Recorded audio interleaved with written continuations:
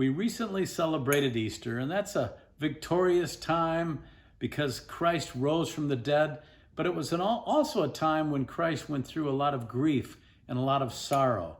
And you know, none of us escapes sorrow.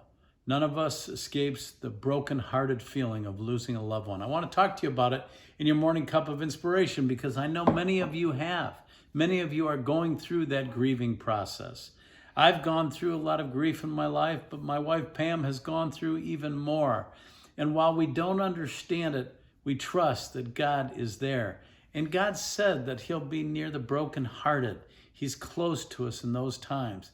I was recently talking to a friend from college who lost his son just about 4 months ago, a little before Thanksgiving.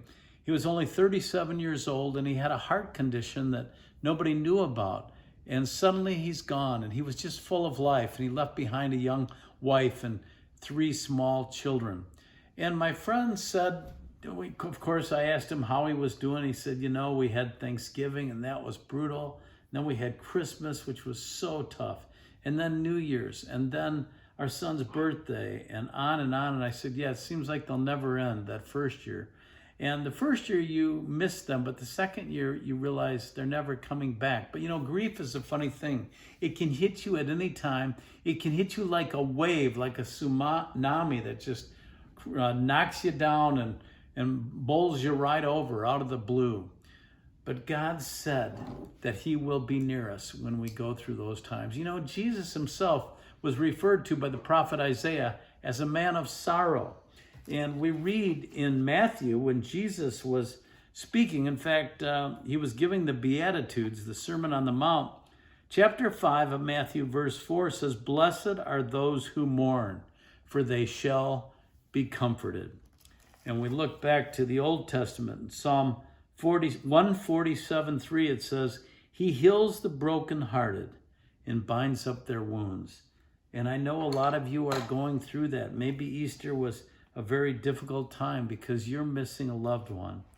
I can tell you that while it never gets easy, I should say, it does get a little easier, but it's always difficult. It's always tough. And you need your friends, and you need to surround yourself with loved ones.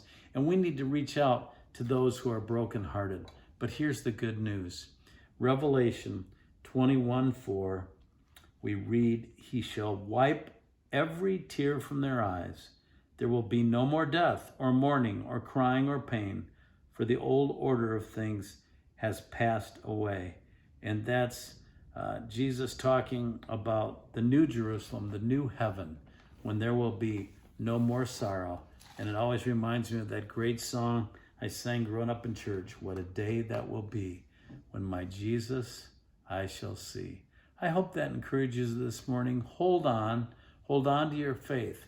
The Lord is near the brokenhearted. And I'll talk to you soon for another morning cup of inspiration.